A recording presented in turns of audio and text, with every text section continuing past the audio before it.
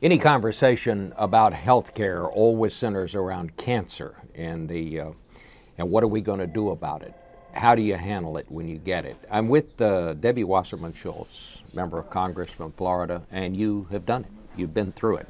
I have. What was it like for you to not only find you had cancer, but then you were very open about talking about it? Was that hard for you? It was hard. I wasn't open until after I was all the way done with all the surgery. I found my own lump just about 2 years ago now, and went to the doctor within a few days, was diagnosed with breast cancer. It was like getting hit with an anvil. It's just a crushing blow. And I wanted to deal with it privately at first and protect my children, because cancer is a really scary thing for young kids, and not have it define me.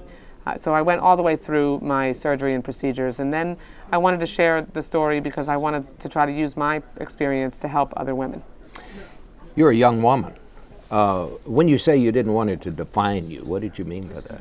Well, I knew that very well-meaning people would make decisions, if they knew that I'd had cancer and that I was battling cancer, make decisions about what I was capable of doing.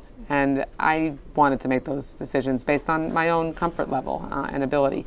And I also didn't want my name in the press to be Debbie Wasserman Schultz, who's currently battling breast cancer. Debbie Wasserman Schultz is long enough. So I wanted to make sure that I knew, because I caught my cancer early, I was confident after seeing my doctors that I would get through it.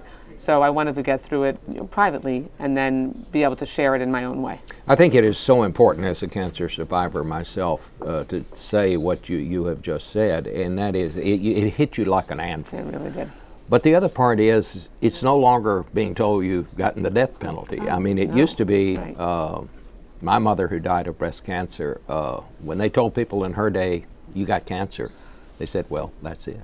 And that is the important thing I think all of us have to stress. It is. I was fully confident. I was told right from the beginning that I could get through this, that I was going to be fine, that I had that early detection. I mean, that thank God I was doing a self-exam in the shower, and I found the lump myself, because I knew that it was important to be familiar with what my breasts were supposed to feel like, so that I would know when something felt different. And early detection was the key. How hard was it, though, to talk about? Because these are the things that, these are things that they're private. Yeah. And to talk about your breasts and well, that. I'm not that modest a person, so I mean, as a legislator, you talk about a lot of different things that maybe the average person doesn't in public. Yeah. But it was hard because I really was, I knew that people would immediately look at me differently. I would never be looked at in the same way. I didn't think it would diminish me, but I was concerned about making sure that I could convince people, like my doctors had convinced me, that I'd be around for a long time.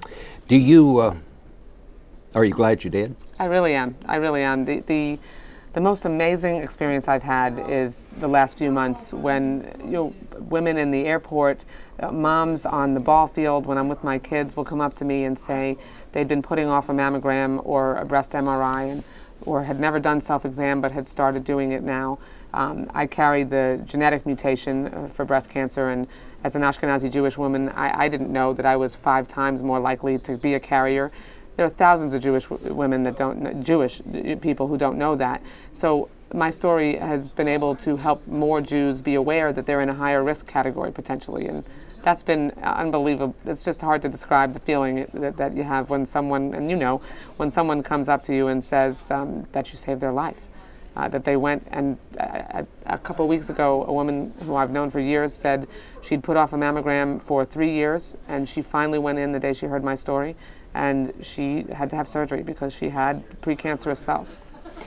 You're wearing the Yes. pink ribbon, which is... It's Breast Cancer Awareness Month. We're just finishing Breast Cancer Awareness Month, and it's the 25th anniversary of the month that we devote to raising breast cancer awareness. But raising breast cancer awareness is important year-round, and that's one of the things that I've been trying to do. I introduced legislation when I shared my story called the Early Act to help young women, educate young women about their risk, make them more aware of their personal risk, and hopefully help young women catch breast cancer earlier. If you had a message for women today, what would it be? early detection is the key. Be familiar with focus on your breast health as early as you can. Be familiar with the look and feel of your breasts, and make sure that you talk to your doctor. It's incredibly important. Young women especially think they're invincible, and the focus is always on 40 years old, because that's when they tell you should get mammograms. When you begin to develop your breasts, you should focus on your breast health and know what's normal for you, so you can know when something feels different. Debbie Wasserman Schultz, thank you so much for sharing this with us today. Thanks for having me. Thank you.